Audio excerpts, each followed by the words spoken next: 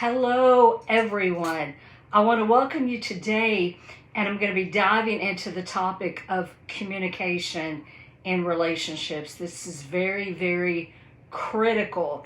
So let's unlock some secrets to how to talk to men so that they will really listen and hear you, and also how to navigate those tough conversations with ease and understanding. And so the Gottman Institute, led by Dr. John Gottman, did a study, and they determined that contempt is the most harmful behavior in relationships. And they actually took couples and sat them down together and studied how they talk to each other. And they said that contempt, marked by superiority, sarcasm, eye-rolling, mockery, disrespect, damages the bonds between partners, and it also actually impacts the mental health and immune system. So he found that contempt is more destructive than criticism, defensiveness, or stonewalling, and he was able to accurately predict which couples would stay together and which ones would break up by simply the way they spoke to each other. So once you open the door to contempt, it's hard to close. And so the antidote to contempt involves expressing appreciation within the relationships where the number of positive interactions outnumber the negative ones. Now, let me say this, and I've said this before. If you are single and you are looking for a partner and you want to get married, it is important that you marry a man that you can respect, okay? But let's look at some things that you need to take into consideration. First of all, you need to fill up the love tank of your partner. Give them praise, admiration, acknowledge the good things about them that makes them feel valued and appreciated. Number two, realize that it's not just all about you. You are part of a team. And so you need to be aligned and on the same page. So listen with empathy and understanding and face everything together instead of individually. Number three, use the feminine touch, which is communicate in a gentle, loving, yet clear and transparent manner. So it's not just what you say, but how you say it. So use a soft approach and a soft tone.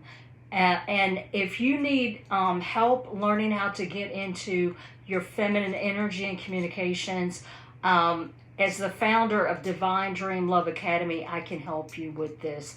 Also, pause and reflect and think before you speak.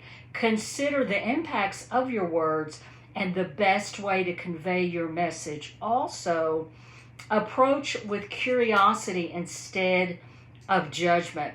If you're puzzled about why your partner did something, just ask them, say, hey, I'm just curious. What was going on when this happened? Also, face to face for the big stuff. If you need to have an important conversation, do not text it out, okay? You need to be face to face in the same room where you can read each other's body language. And if that's not possible, at a minimum, you need to do a video call. Number 7, respect, kindness, and courtesy go a long way. Even when you're calling out some behavior that might not be so great, think about how to express it in a way where you come off as honest and transparent, yet kind, without being judgmental and critical. Number 8, if you need inner healing, it's important to get it. In fact, I encourage everyone to go through inner healing before they get married. Even if you have a partner, it's not too late to go through inner healing, because what happens is people's wounding triggers each other. I'll give you an example. Let's say that when you were growing up that you felt dismissed by your father, you felt like he didn't listen, so you carry a wound of rejection. And so if your partner is speaking to you, it can very easily trigger that rejection And then you can end up in a very unpleasant situation. So it's very important to take a look at yourself. What am I bringing to the table? And so I also want to share this with you because it is very critical to be self-aware. Because oftentimes I've noticed that women, and this can apply to men too, can get so caught up in themselves and their emotional triggering and their anger that they don't really stop and just slow down and think about what they're saying. So for instance, this is kind of a minor example. Let's say, ladies, that your husband promised to take the trash out every Monday night because the trash man comes Tuesday morning. So you wake up Tuesday morning and you realize the trash was not taken out.